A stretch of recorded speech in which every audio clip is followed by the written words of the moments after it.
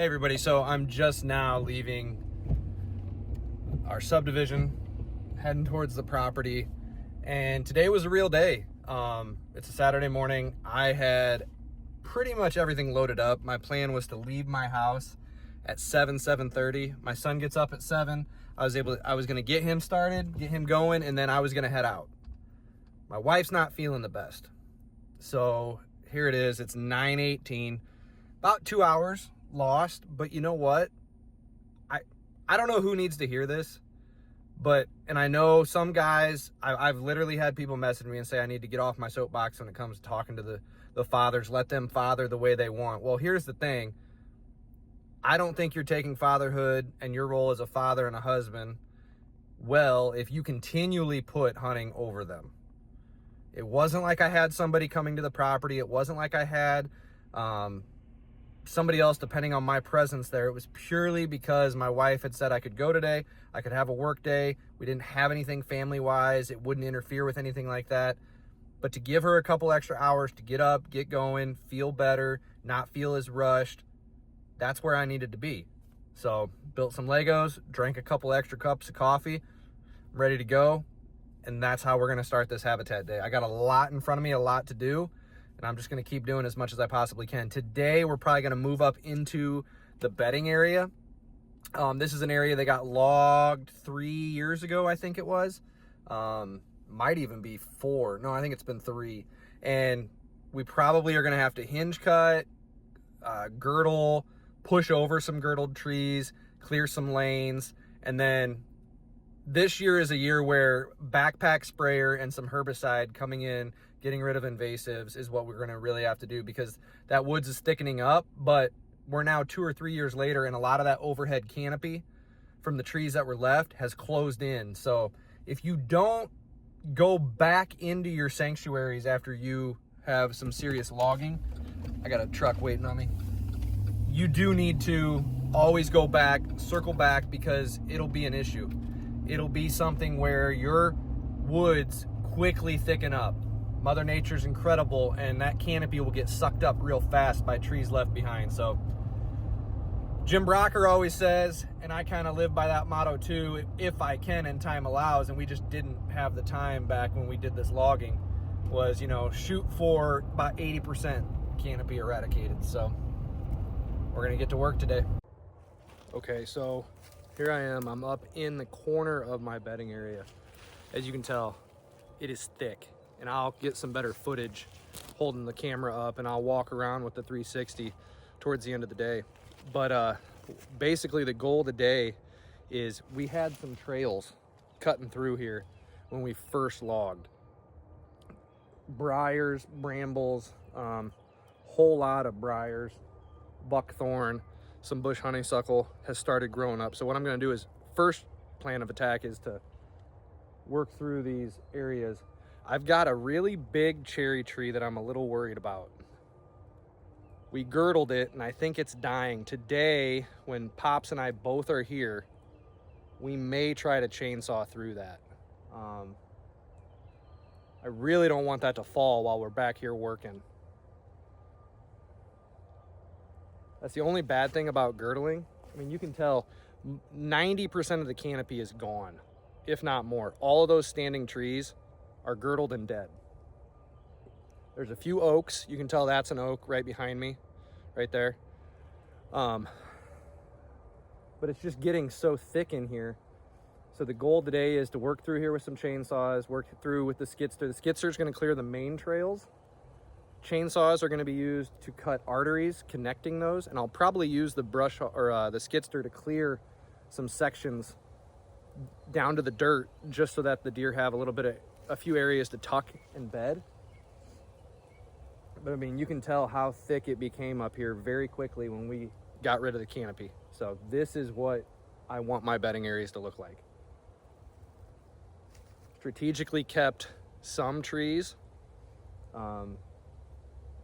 Basically, if you got some young oaks, there's a young one behind me. There's a few others scattered throughout here. Those are really the only things I'll protect. And that's not for logging purposes. That's for just eventually they're going to have food up in here in their bedrooms besides the woody browse come the fall. And as I've said, I am not the one that says separate your food from your bedding, because we are talking small properties. We do not have the acres to set aside 5 acres. It's not a double purpose. So that's the goal that we got. I'm gonna take some shots with the video here so you can get a better picture of what we're looking at. All right, so I will try to stand right here at the end, but right through there is one opening that used to be a trail. It hooks around, but I mean, you can just tell how thick this area has gotten. Just incredible. Let me zoom in. And you can see just a whole bunch of thick, nasty, gnarly cover. And this is one of the main bedding hubs on my property. So spent the day in a skid steer. I got the Insta360 up on this pole, see what that footage looks like. Basically spent the day up here in the bedding area that is old, about 4 growing years now removed, and it was just a thick mess. I mean, here, let me give you a little footage. So where you don't see fresh skid steer clearing, that's what it all looked like. I mean, there were areas where they could not even work through. So spent the day reopening the big loop with the skid steer. We did some chainsaw work. That's a chainsaw trail that cuts on up through there. That was already a trail that we had cut 2 years ago, and they're using it heavy. So Pop spent some time with the chainsaw making sure it's not getting too closed off.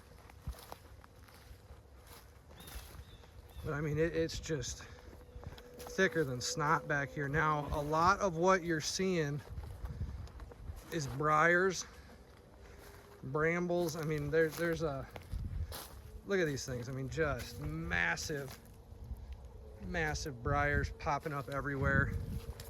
Thick, gnarly cover. You can see I kind of pushed openings back here. These will thicken right back up, but I wanted to give them some spots to maybe lay down, bed.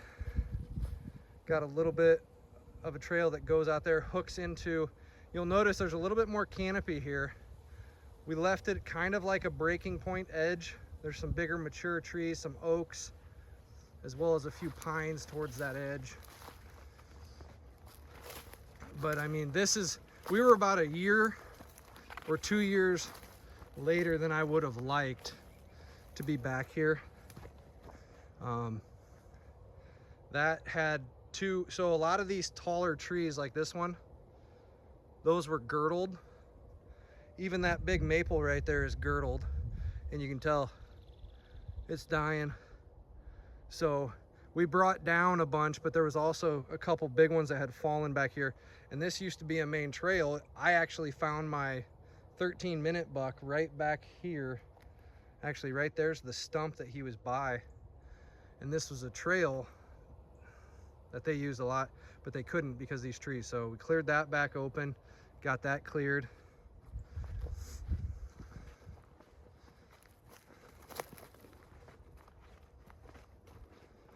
Walk on over here.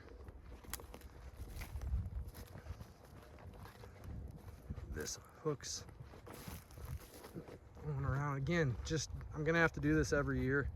Came back, cleared out. This is a bedding area that I know they like to bed. Ground gets a little higher over there, and it's already got beds on it. So cleared out a little bit around here, gave them a little bit of a hub. Chainsaw trail loops on up that way.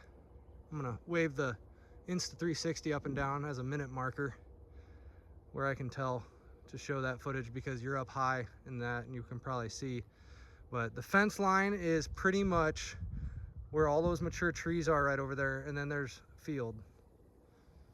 So let's hook on back this way.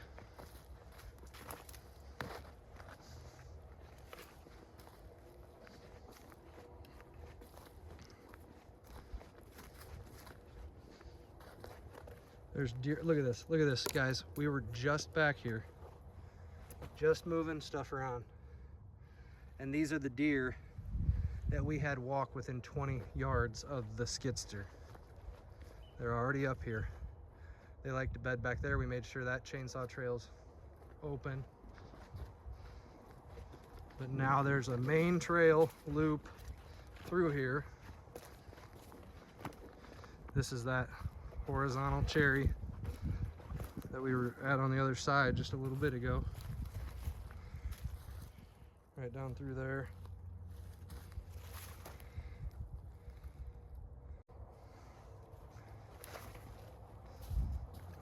As you go this way.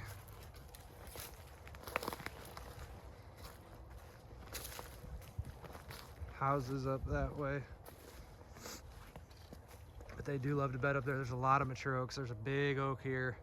There's a bunch of other young oaks up there, some bedding, some thermal cover cedars, as well as a few good-sized oaks. There's a couple good oaks over there too. So good little staging area for good acorn years.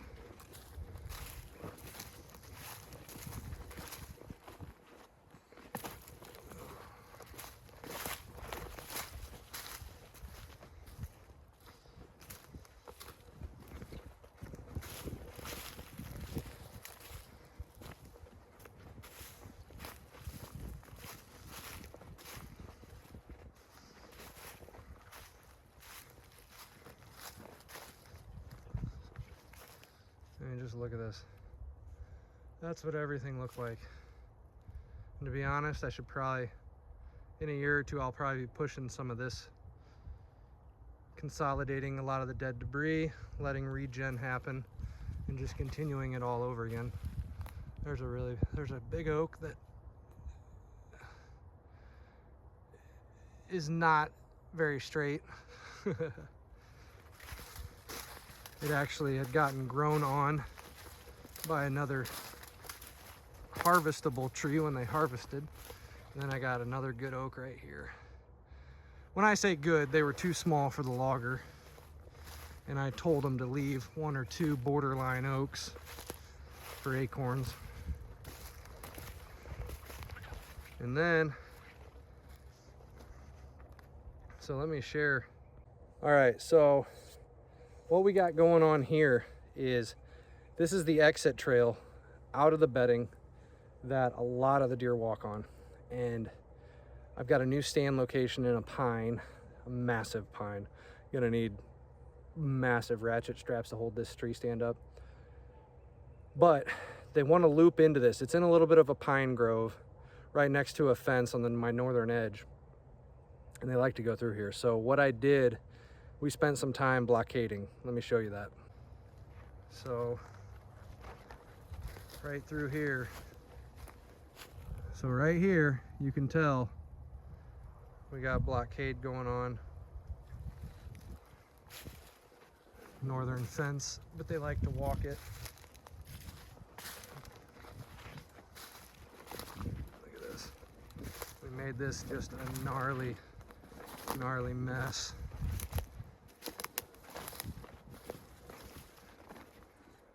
Discourage them to want to walk through there is the goal.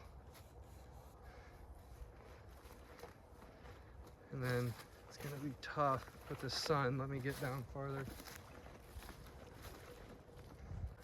That second pine tree right there, dead center of the screen, is gonna be where the stand is. It's gonna be about a 15 to 20 yard shot. There's the main exit down into there. But let me tell you something else we did. We did not have a southern parallel to the edge trail inside of cover. And what I wanted to do was to give these bucks seeking a place to dump down onto this trail. So right here, we're going back up the trail we just walked down. We cleared this. And I had deer. This is the trail that the deer were walking down, and literally got about 20 yards from me. So now these deer can walk the southern edge of the bedding without breaking cover and dump out 40 yards from my tree stand. And you can tell right here, got some invasive species to control. There's a main trail about 20-30 yards south of this, but it's kind of semi-open. This is on the interior side of the woods. I may thicken up this edge a little bit more, but a lot of mature trees through here, a few oaks, some pines, got some invasives right here. But I look for a deer to use this southern edge to get to and from, or to check this with a northern wind.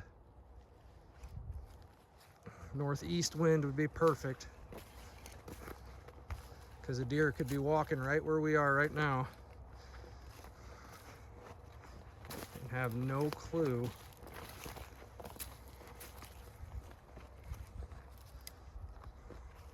So then those deer could be walking right here to dump down onto this trail.